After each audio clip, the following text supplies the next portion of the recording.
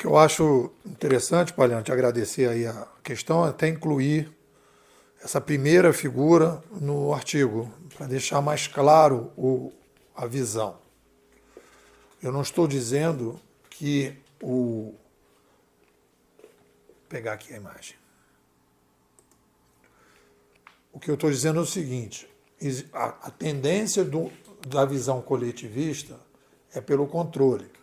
A tendência da visão do individualista é pelo descontrole.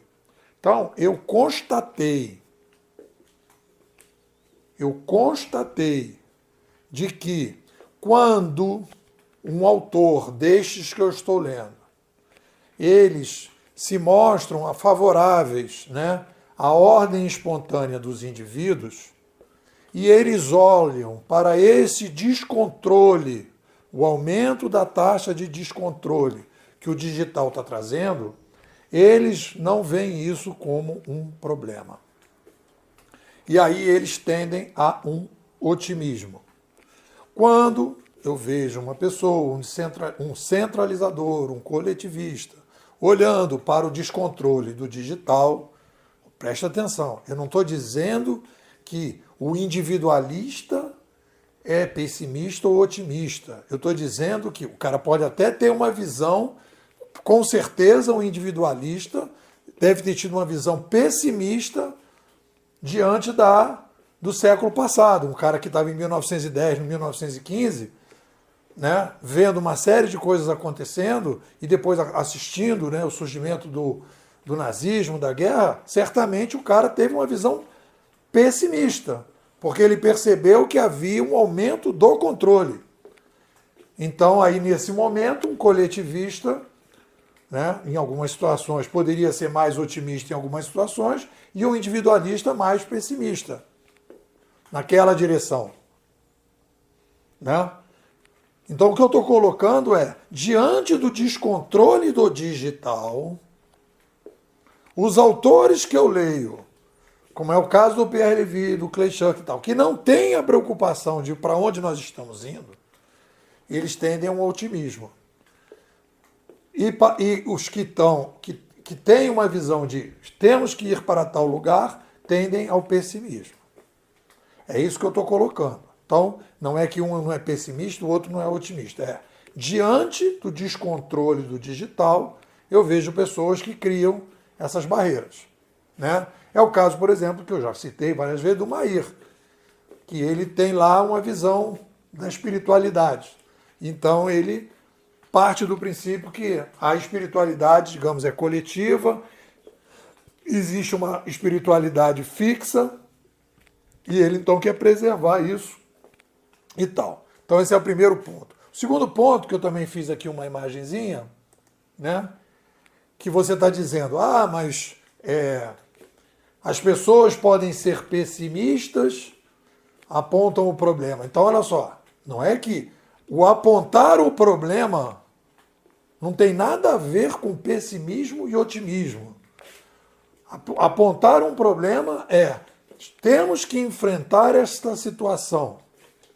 O que nós estamos colocando é como vamos enfrentar essa situação. De que maneira estamos propondo enfrentar essa situação? Então, o que vai dividir nesse processo nós temos ordens espontâneas, vamos resolver através da inovação, vamos resolver através do processo de baixo para cima, vamos resolver através das pontas para o centro, ou vamos resolver através de determinados órgãos que vão estabelecer determinadas regras, que vão estabelecer a partir daí determinadas imposições para a sociedade. São duas formas de resolver o problema. Isso não tem nada a ver com pessimismo e otimismo, já é uma outra coisa. E aí que eu digo, as pessoas que acreditam na ordem espontânea e na inovação de baixo para cima, elas têm uma visão de que não vai se resolver, como é, por exemplo, a proposta, né? Já no livro Homo Deus e mais adiante, né, o Harari começa a falar da necessidade de um órgão central, da ONU, alguma coisa assim, tomar determinadas medidas. Ele já vai nessa direção. Coisa que você não vai ver nunca no Matt Ridley, nunca você vai ver isso no Pierre Levy, você nunca vai ver isso em alguns, no Mises ou no Hayek, propondo que um órgão central, então, resolva o problema. Né? Então, assim, como é que a gente vai estabelecer esse tipo de coisa?